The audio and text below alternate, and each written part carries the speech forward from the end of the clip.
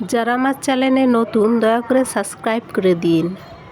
এটা হচ্ছে গ্রাম বাংলার চালে ধরা চাল কুমড়া।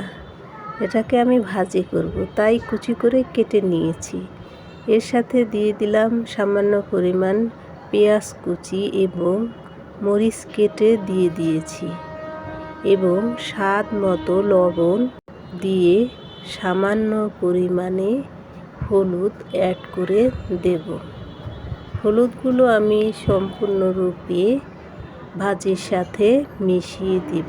হলুদ ভালোভাবে মিশে গেলে আমি এটাকে কিছুক্ষণ ঢেকে রেখে দেব সেদ্ধ না হওয়া পর্যন্ত। আমি এবার ঢাকনা খুলে দেখলাম এটা সেদ্ধ হয়ে গেছে। আমি এখন এর মধ্যে একটি ডিম ফাটিয়ে দিলাম।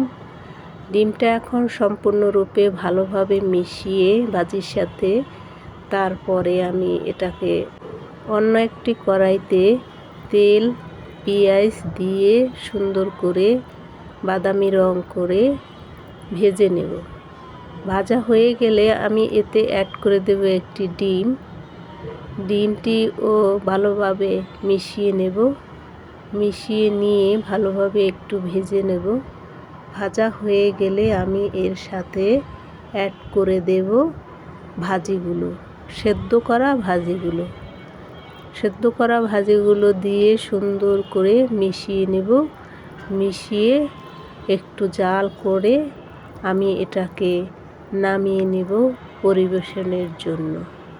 আমার নামানো হয়ে গেছে, আমি এটাকে পরিবেশন করে দেখালাম। যদি কারো ভালো লাগে একটি লাইক, একটি কমেন্ট এবং একটি শেয়ার করে দিবেন।